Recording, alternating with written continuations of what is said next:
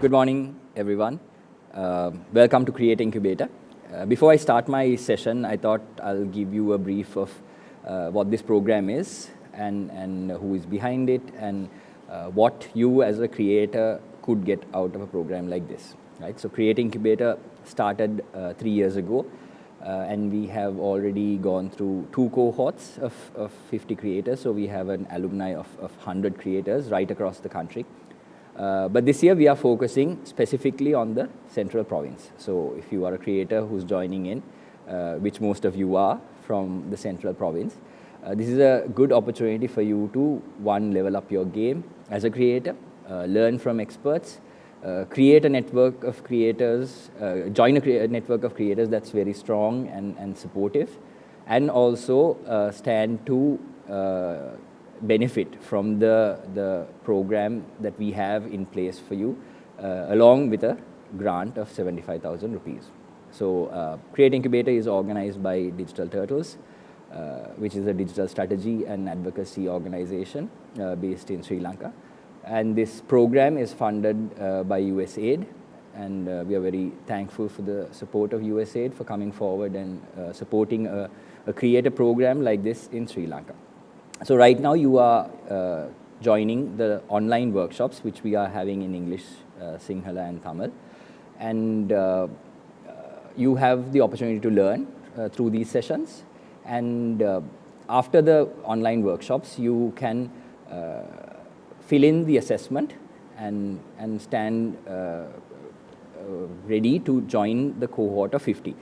So obviously a lot of people are joining the online workshops. Right? And out of that, 50 have a chance to join our in-person program along with the grant. And those 50 will have a chance to join our residential program in Kandy for 3 days in December. Right? So in brief, this is what Create Incubator is about. Engage yourself during the sessions. Today morning, we have all the English sessions, and evening, afternoon to evening, we have our Sinhala sessions. So please join the sessions, ask questions, be engaging, because that also will count towards your final assessment. Right. So let's start with my session today. I know I've done this session multiple times, but it does not get old because, one, we have to learn the basics. Even if you are a creator who has started their channel, their page, right? Getting your basics right is very important as a creator.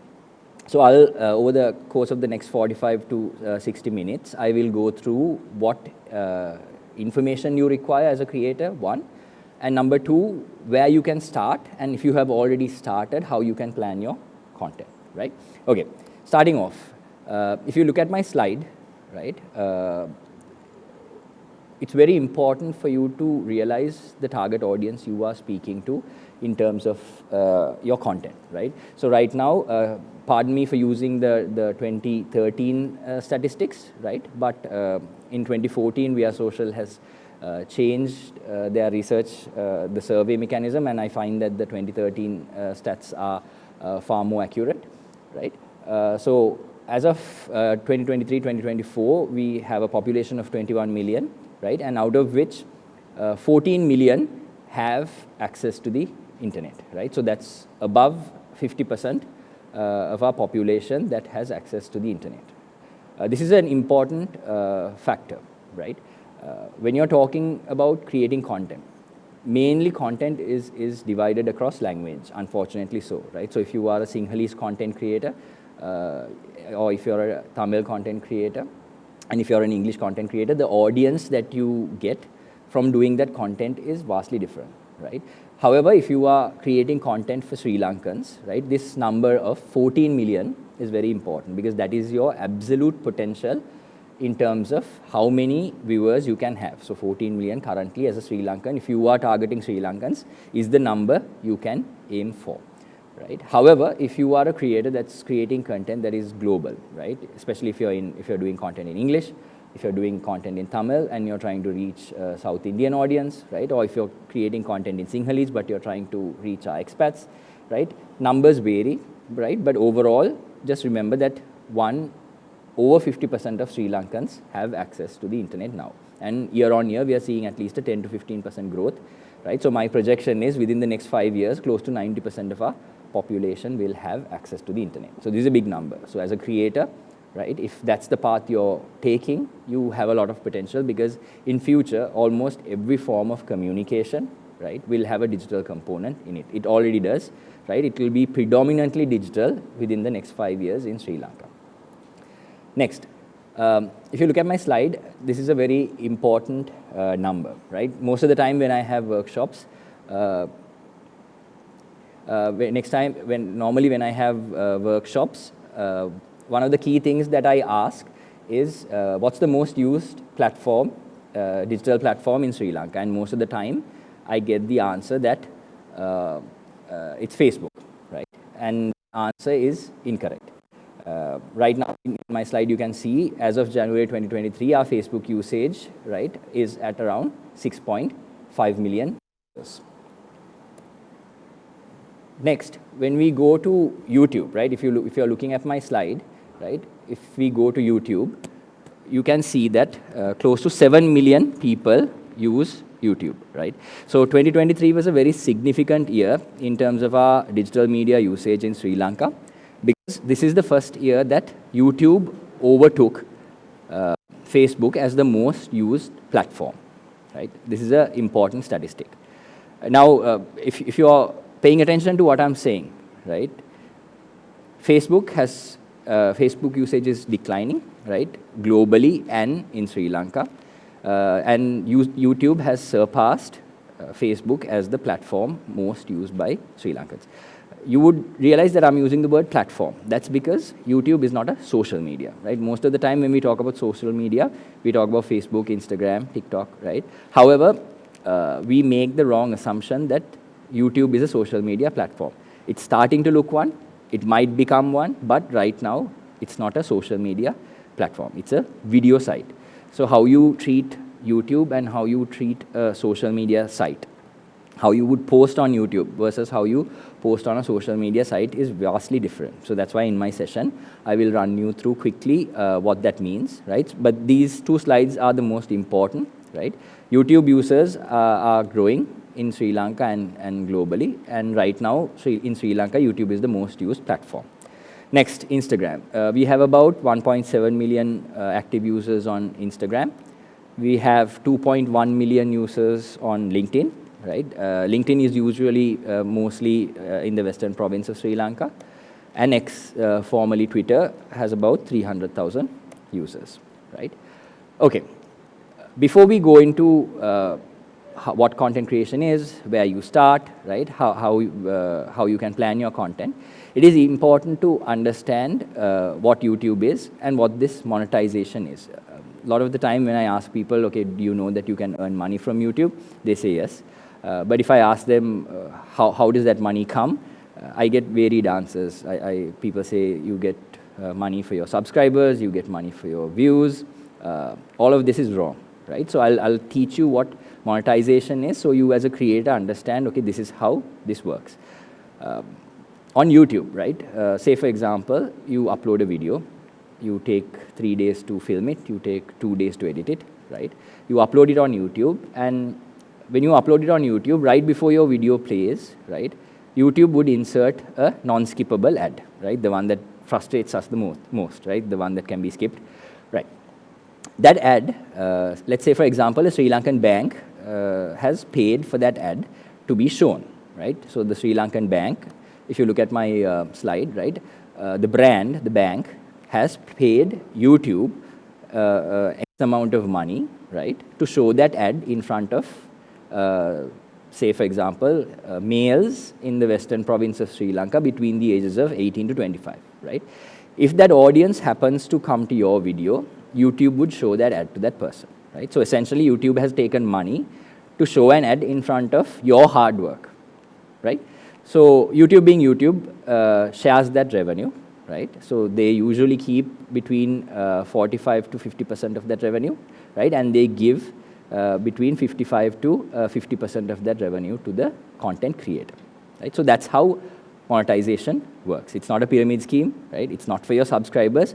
It's what we call ad playthroughs, right?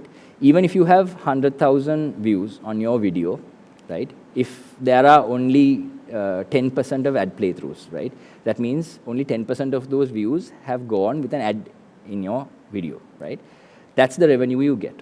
So when I'm asked that question, you know, how much money do you get from a video? How much money would I get for 100,000 views on YouTube? It's a very difficult question to answer because it varies. One, on the number of ad playthroughs. Two, where your audience comes from. Not all audiences are built the same, right? For example, some of our biggest channels, the second most subscribed channel that's handled by my teams in Sri Lanka, right? 65% of the audience of that channel comes from Sri Lanka. But that 65% only account for about 15% of the revenue. Whereas 15% of that channel audience comes from Australia, right? Of which that 15% account for about 45% of the full channel's revenue. So if you have audience from outside of Sri Lanka, generally your monetization RPMs are higher, right?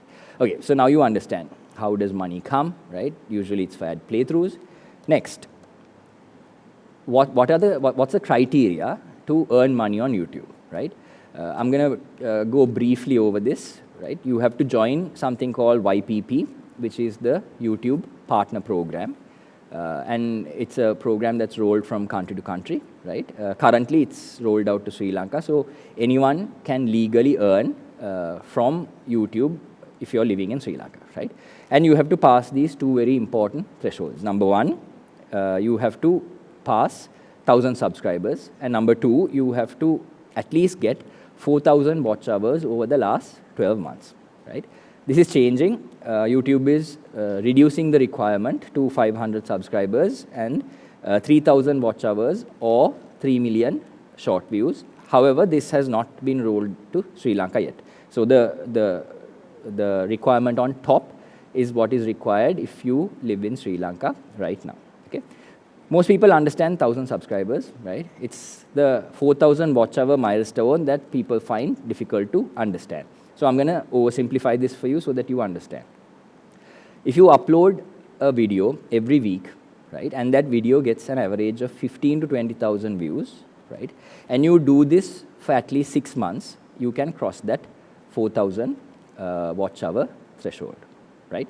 I'm oversimplifying this, right? So there are YouTubers who put out 2 videos, they go viral, and they hit 1,000 subscribers and 4,000 watch hours in a day or two, right? But for an average YouTuber, which is the majority of you, right, the climb is hard.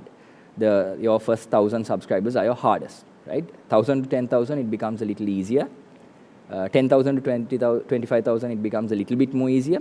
From 25,000 to 100,000 is the easiest, right? Because on YouTube, the more you get subscribers, it's a compounded effect, right? You get more viewers. So the first 1,000 to 10,000 is the hardest climb.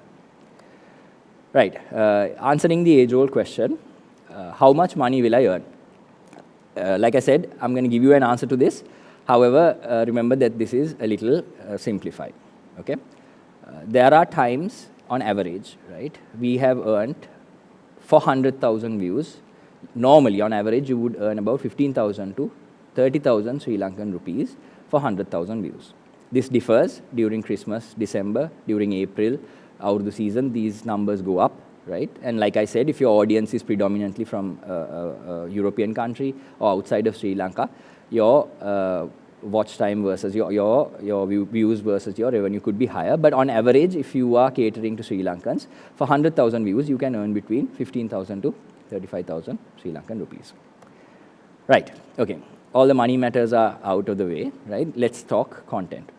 Why I talked about monetization is, one, I am a strong believer that no form of creation can be sustained without monetization, right? So that's why, as a creator for you, it's important, okay, when you're getting into this, right, you have to understand, okay, is there a potential of this becoming my full-time profession one day? Because most YouTubers in Sri Lanka start as part-time or it's a part-time thing, it's a freelance thing they start as, but eventually they go into it full-time. So I know at least 50 content creators from Sri Lanka who are full-time content creators. So this is possible, and most of the time when I have a workshop in Sri Lanka, the first question is, how much money will I earn? Number two, how can I convince my parents that this is a worthwhile profession? So I hope I have answered both those questions in the first part of my session, right? Okay, now you are about to start your channel, right? Or you have a channel and you need more guidance or direction in terms of where you need to go. Before you start, right, or if you've already started, this is a small exercise I give to every one of my creators that has ever come to me for advice, right? Because this little exercise helps you figure out where you start, right? What your target audience is, right? How much time you have to commit to do this, right? And eventually, the overall vertical of your channel, the genre of your channel, right? So the exercise is this, right? You have to visualize your channel trailer, right? So if you have a channel, visualize it. If you are planning on starting a channel, visualize your channel trailer. Usually, creators come to me and say, yeah, I can dance, right? Sorry, I can dance, I can sing, I love to travel, I can cook a bit. Can I put all of this content into one channel, right? My advice is don't. Usually on YouTube, if you even look at your own consumption habits, right? The channels that you have subscribed on YouTube belong to a genre, right? It's a certain vertical, right? If you take some Sri Lankan channels, for example, Travel with Wife, from the name you know, it's a travel channel, right? Wild Cookbook, right? It's a cooking channel, right? Anuma's Kitchen, Ape Amma, right? What are those? They are cooking channels. They stick to a vertical because on YouTube, generally, people subscribe to a vertical, right? So it's very important for you to understand, okay, this is the vertical I belong to, right? So in my exercise, I ask creators to do these 4 things. So my advice to you is do these 4 things. Usually creators would write this down or they self-shoot it. That really helps. Put on your selfie camera, put it on a tripod, practice this because it really helps you figure out, okay, this is where I should start and this is my channel, okay? Your channel trailer is a 1 to 1.5 minute long video in which you have to communicate 4 things very clearly, right? Number 1, who you are. This is not your name or address or where you schooled, right? Who you are is a good introduction of yourself to someone that doesn't know you, right? Usually on YouTube, what I advise my creators is people should fall in love with your personality, right? YouTube is a personality-driven platform. Over brands, people prefer individuals and personalities, right? So in your who am I section of that introduction, you have to clearly set out, okay, this is the person I am, these are my interests, right? In a way that someone would actually fall in love with you, right? So number 1 in your exercise is who you are. Number 2, what kind of content will you upload? This is where you define your content type, right? So if it was my channel, I'd be like, hi guys, I'm Janeeth Rodrigo, these are my interests, right? I will be doing videos on tech things, right? On technology, anything that's emerging, right? That's my content, right? So number 1, who you are. Number 2, what kind of content will you upload? Number 3, the frequency of your uploads. This is very important, right? So in the case of my channel, I'll say, hi guys, I'm Janeeth Rodrigo. I would do tech videos every Thursday at 6 p.m. Expect a new video from me, right? This does 2 things. Number 1, it gives you a goal, right? Now you've said it out loud in public, right? If you're sick, if you're tired, whatever happens, right? You have to upload that video every Thursday at 6 p.m., right? It sets yourself a goal. Number 2, it gives a reason for people to subscribe to your channel, right? For example, if someone's watching your video now, right, and in your channel trailer, you've said that every week you're uploading fresh content, right? Every Thursday at 6 p.m., I'm uploading a new video. The person who's watching your current video, if they like it, they know, okay, wow, this creator uploads regularly. I should probably subscribe, right? So this gives your viewer an impetus to subscribe, right? So it helps you in 2 ways. Lastly, number 4, the 4th one you need to communicate in your channel trailer is whom should subscribe. In digital marketing terms, we call this defining your TG, right? Or you must define your target group, right? So in my example, I would say, hi guys, I'm Janeeth Rodrigo. I do tech videos. I love everything tech, right? Every Thursday, expect a new video from me. People who love tech products, especially things that fly, please subscribe to my channel, right? So you've defined your niche a little bit more, you do tech videos, right? Within that tech video niche, which we have a lot of creators in Sri Lanka, right? You are defining, saying, okay, you're more towards drones, right? So usually when I give this exercise to creators, they get an idea, a sense of, okay, I can't put everything on my channel. This is what I'm good at. This is what I would enjoy doing. This is what's practical, because sometimes one video a week is difficult, right? Sometimes 2 videos every month is possible, once every other week, right? So this really helps you figure out, okay, this is where I start, right? Okay, so now that you know, okay, this is where I start, right? Do this exercise, trust me, it helps, right? The next big decision you have as a creator is naming of your channel, right? Another small disclaimer, guys and girls, I'm going to use the word YouTube repeatedly, but remember, it's interchangeable with any platform that's video, right?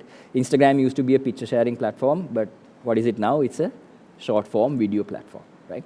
So all the advice I give to you in terms of video content applies to every platform, but I'm going to use the word YouTube for ease, right?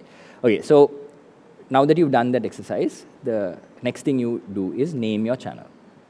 You can take 2 paths, right? Number 1, you can go with your name, right? For example, my channel goes under my name, right? However, that has its pros and cons. Biggest pro is it's your name, right? You have the flexibility and freedom to upload everything you want, right? And not be stuck to one very hard genre, right? However, the flip side of that is, at the outset, when someone sees your channel, when they search your channel, when they see your name, it's not immediately evident to them what is in that channel. For example, if my channel name is Janeeth Rodrigo, right? People have to click, right? Come in, watch a video to understand, okay, this is the content that's on this channel. Whereas, if you go with a generic name, if you create a brand like Travel with Wife, the word travel is in the name of the channel, right? You've done a big part of your SEO right from the naming of the channel. Anyone who's looking for travel content would be suggested a channel that has the word travel in it very fast before a channel with your name, right? Because that keyword is not there. However, in the long run, you are stuck in one vertical, right? So this is the flip side of that, right? If you have the word travel, right? If you have the word cook, right? You would obviously be stuck in that genre for the lifetime of that channel, as you see it, right? And also the next con is the fact that it's very saturated, right? Now, after Travel with Wife became popular, we have Travel with everyone, right? So the word becomes very saturated, so it's sometimes hard to be discovered. So you can be creative, right? You can, without using the word cook, you can say, for example, fire, right? Or a synonym that matches, right? Without saying travel, you can say backpack. There are a lot of ways you can be creative. However, those are the 2 cons, right? So I've given you the pros and cons of both, going with your name or creating a brand name which is generic, right? So consider those, and based on your trajectory, right, based on where you want to see this channel go in the next 5 years, right, you can decide on the channel name. Right. Now that you have done the basics, right, you have picked a channel name, you know where to start, you know the genre of your channel, right? The next important thing you need to do is plan your content. And again, I have a small theory for this.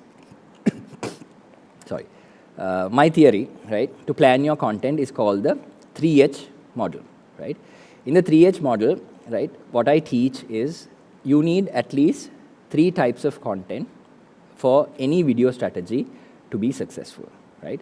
So again, like I said in the beginning, apply this to any video platform, YouTube, Instagram, TikTok, whatever platform you are on, you can apply this 3H model, right? So in the 3H model, right, you need to have 3 types of content to run a successful YouTube channel. Number 1, right, I'm going to teach you the easiest form of content to teach, right, which is called hero content, right? If you look at my graph right now, nothing much will make sense, right? But I will explain to you what these 3 types of content is and what this graph signifies, right? Okay. First type of content I'm going to teach you is hero content. In Sri Lanka, we call this viral videos, trending videos, right?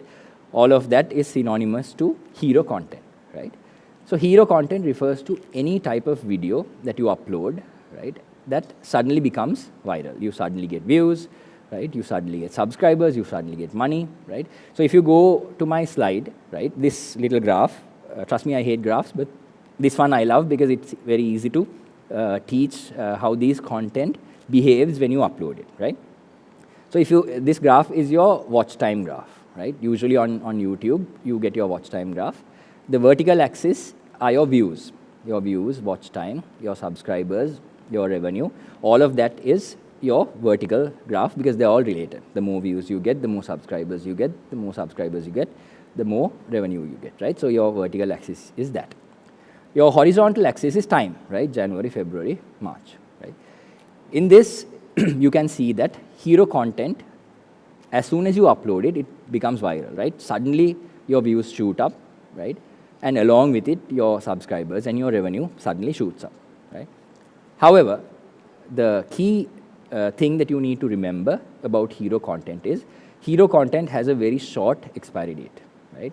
It's only viral, it's only popular for a very short period of time. It's needless to say, right, in Sri Lanka, we see a topic becoming very popular for a very short time, be it in society or online, which now is related, right? So always remember, hero content is amazing. It's great for you in the short term. However, as sharp as the valley is, as sharp as the hill is, the valley is also equally sharp, right? It will become popular, it will get you views suddenly, but the views will die off very fast and that video will not be watched again. For example, one of the most watched videos at a certain time on YouTube was the Red Bull Stratosphere video, right? Everyone watched it, right? It was a stunt, but no one's going back and watching it now except for a handful of people, right? So that video suddenly shoots up in views, but it'll die off, right? So very short expiry. So imagine now you are a creator who's only doing hero content, right? Suddenly you get views, you get subscribers in January, right? But even if you are very creative, right, in my experience, you can only do hero content once every so often, right? Once in 3 months, you might do a video that suddenly becomes that viral and gets millions of views, right? And if you only bank on hero content, right, in January, suddenly views will shoot up, right? February, March, nothing because you don't have a great idea or your videos don't work, right? No views, no subscribers, no revenue, right? Again, you have to wait until you do another hero content for you to get the views, get the subscribers, get the revenue, right? So that's a very ill-informed video strategy, right? But don't forget that hero content is important. A question I often get asked at this stage of my session is, okay, Aye, how do I do a viral video or a hero content, right? A hero content is dependent on two things. Number one, your creativity, right? I hope you have that. There's not a lot I can do in terms of that. But number two, there is a small trick to making sure your video has the best possible chance to become viral, right?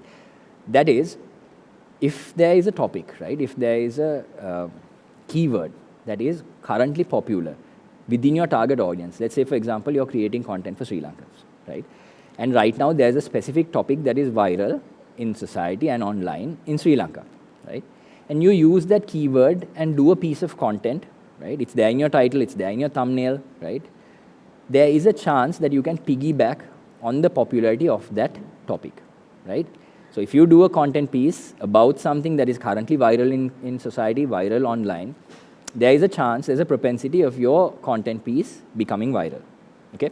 So that's a small trick.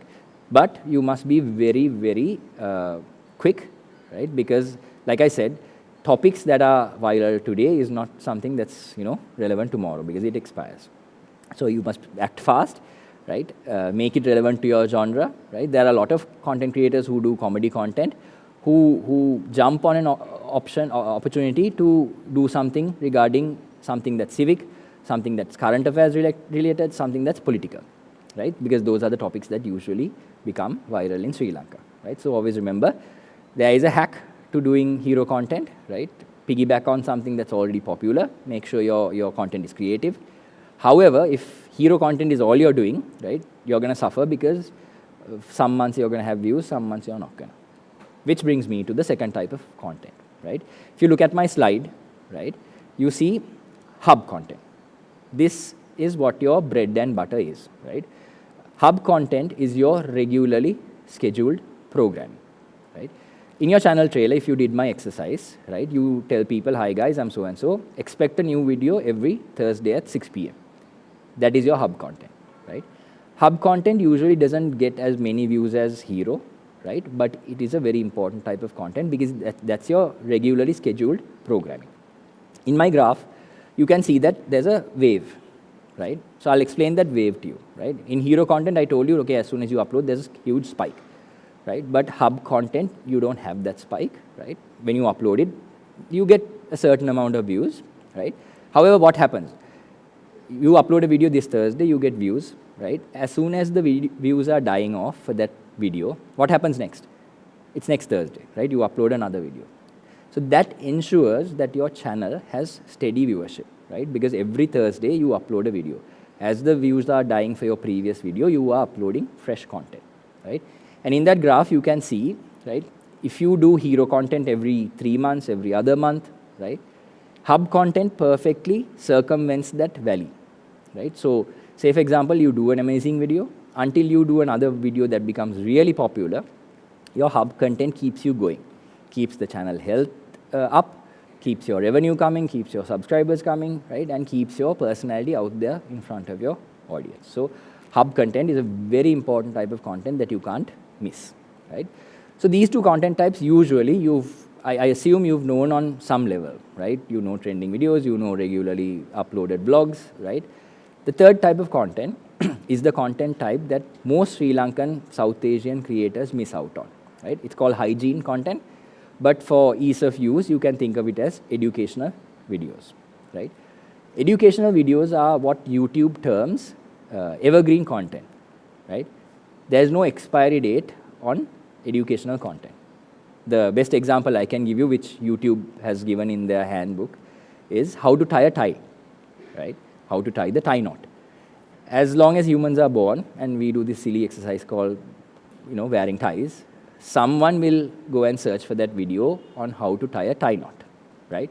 So that kind of content does not expire, right? That video, if you go and check on YouTube right now, there might be a 7-year-old video that's getting like thousands of views still, right? So hygiene content or educational content is a very important type of content that you need to incorporate, right, into your content plan if you are going to become a successful content creator or a YouTuber, right?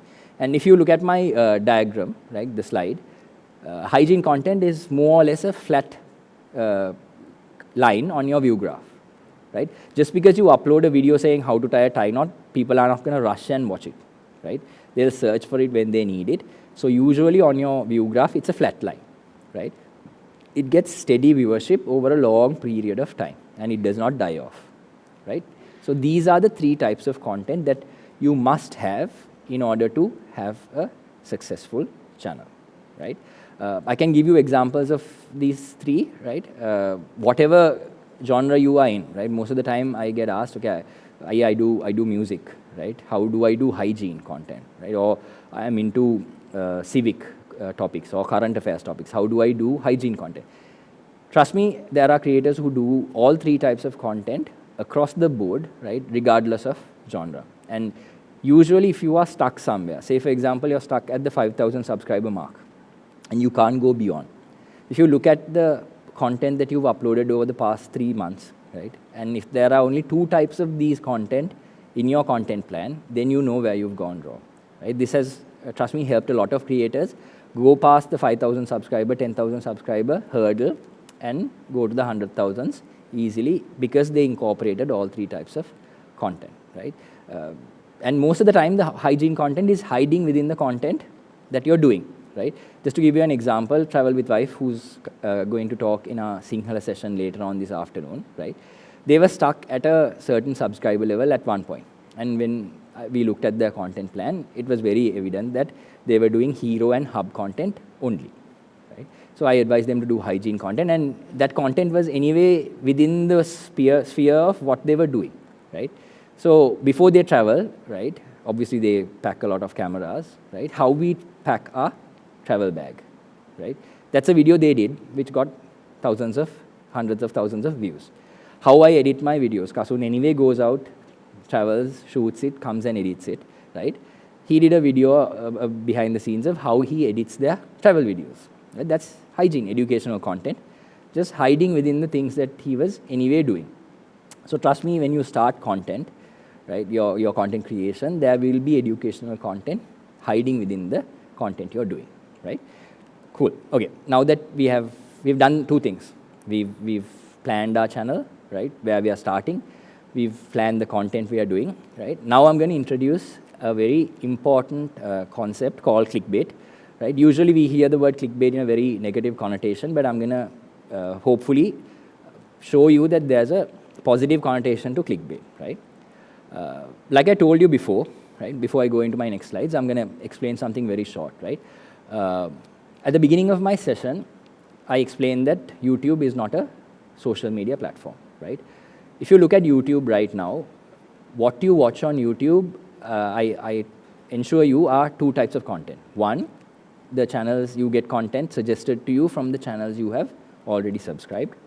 Two, YouTube, based on your consumption patterns, would suggest things on the YouTube homepage, right? That's the page that comes to you right when you open the YouTube app on your phone, right?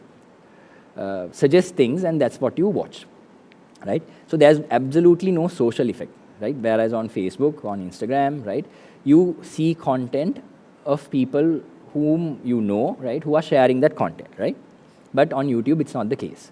So always remember that YouTube is a video site, right? Getting your video in front of the audience you want is half the battle, right? There are sometimes videos that are done in 4K, edited amazingly on the best machines in the world, right?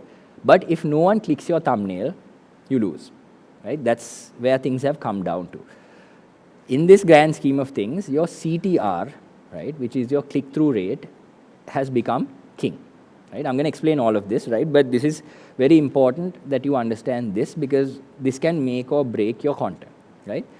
So your CTR, your click-through rate, is, to very simply put it, right, how many people YouTube show your thumbnail to, right? Say, for example, it shows your YouTube thumbnail and title to 100 people, right? And how many of that 100 click on that thumbnail is your CTR, the percentage.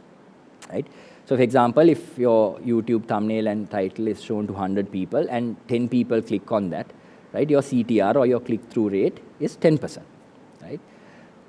Bringing this number up is the easiest way to get views. Okay? I hope all this is clear. Right? Increasing your CTR is the easiest way to get your viewership up. Right? And how you do this is, unfortunately or fortunately, based 100% on your title and your thumbnail. Right? You can have the best video in the world, but if your thumbnail is bad and no one wants to click on it, you lose, because no one has clicked to even see the amazing video that you've done. Right? In this context, I have two pieces of advice. Right? One, you must make the title of your video extremely catchy. Right? Two, if you go onto your YouTube app right now on your phone, right, you will see that the text on the thumbnail is what you read even before the title of your video. Right? So it's very important that the design of your thumbnail is perfect, and also the text on your thumbnail is correct. Right?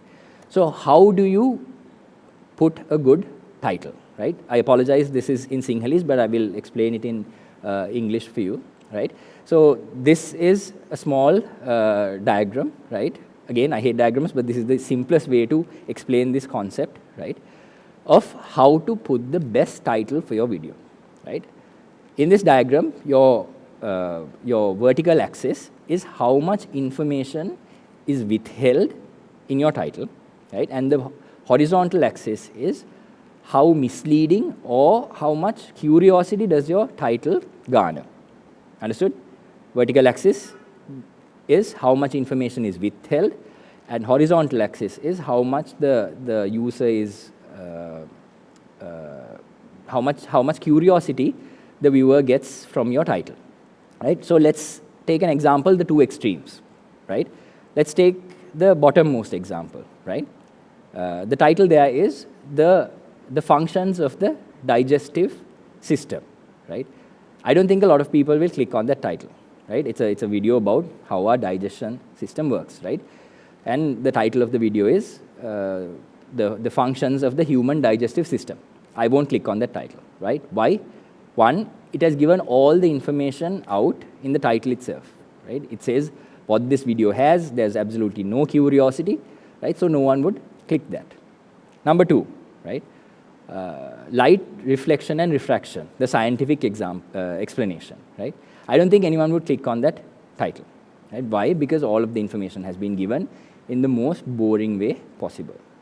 Let's look at an example from the other extreme, right? Take, for example, the red zone, right? A fact that 90% Sri Lankans are unaware of. Imagine a YouTube video with that title, right? A fact that 90% Sri Lankans are unaware of. There's absolutely no indication of what this video is. I mean, 90% of Sri Lankans don't know something. I mean, it could be anything, right? So you're completely misleading your audience. That's an unethical title, and that's what I call unethical clickbait, right? Those titles don't work. Most of the time, something like that would be flagged by YouTube or your other platform, right? Another example is a knife was given to a group of children. What happened next? Something that's completely unethical. Why? Absolutely misleading, right? It can be something else. It can be a kid cutting a carrot, right? But, it's a misleading title. So your sweet zone, right? The perfect zone is that top right quadrant in this diagram, right? You must withhold enough information, garner enough curiosity without misleading your audience too much, right? Take these examples, right? Why do you get sleepy after eating milk rice or kiribat? Right? I mean, usually a Sri Lankan would click on that, right? But that's the same title that I told you earlier, right? The human digestive system, how it works, right? Is that video, right? But it's a better title, right? Take the example of the next title. Why do test cricketers wear white, right? People who love cricket, people from Sri Lanka, people from our region would click on that title, right? Why do test cricketers wear white? But it's the same video as the light reflection and refraction, right? It's a better way of saying it. So understand that your title is key, right? So remember this diagram, right? When you're uploading a video, right? Plot on this diagram where you assume your title is, and that would give you an indication of, okay, is this a good title or not? Understood? Right, as my time is ending, I'm going to quickly run through one more important thing, right? Which is, I've been harping on the fact that this thumbnail is very important, right? So there is another trick, right? YouTube has included this for most verified channels, but I'm going to talk about this from the perspective of someone starting new, right? If you don't have access to a verified channel, if you don't have access to all the tools that YouTube has given to A/B test, right? I'm going to teach you how to make the best thumbnail. Number one, don't make one thumbnail, right? Most of the time I see creators taking days to shoot, days to edit, a few minutes to do a thumbnail and be done with it. Don't do that. Now you know your thumbnail is even more important, right? Sometimes even more important than the video, right? So don't do one thumbnail for one video, right? Do at least 3, right? That's the procedure that a lot of YouTubers right now in Sri Lanka, popular ones, are following, right? Do at least 3 thumbnails and do this thing we call A/B testing. A/B testing is to check which of 2 visuals, creatives work in a marketing campaign, right? You can do the same thing with your YouTube channel.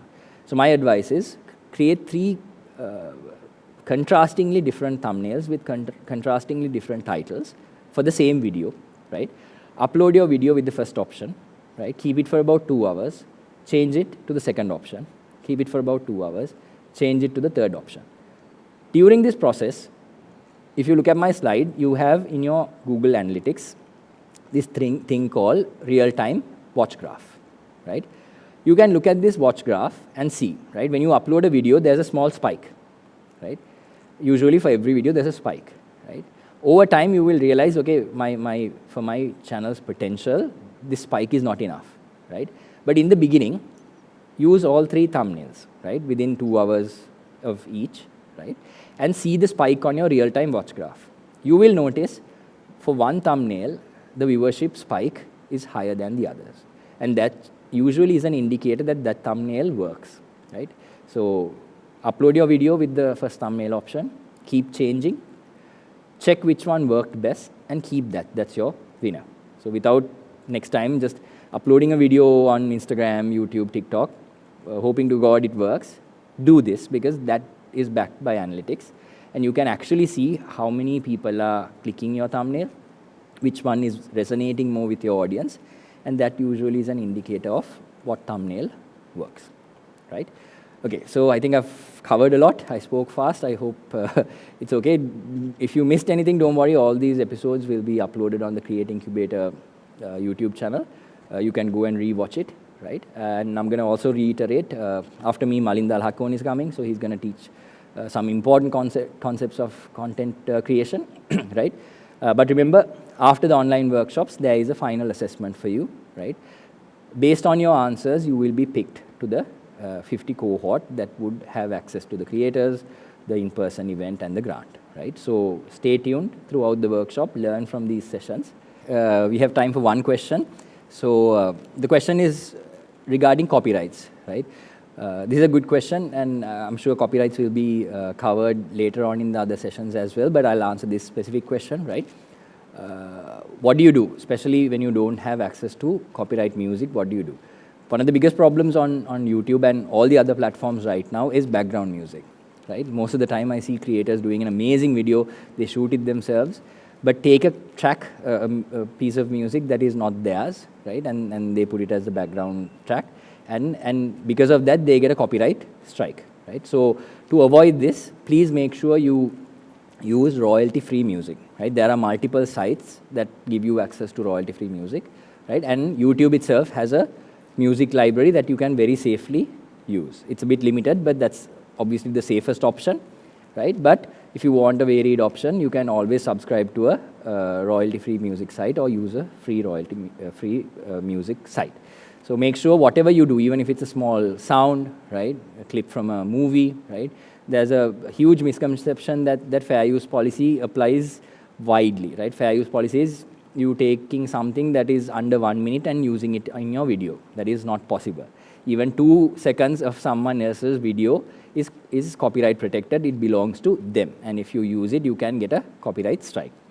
So the safest option, right, without going, I mean, copyrights is a separate workshop in itself, right? But if you are starting out, right, which most of you are, make sure whatever you upload either is your own, or you have permission to upload it from the original creator, or it's royalty free, right, which has the CC, the Creative Commons logo. So that's the best way you can safeguard yourself against copyright strikes. Right, guys, that's it from me. I hope you enjoyed the rest of the sessions, and I will see you all soon. Thank you.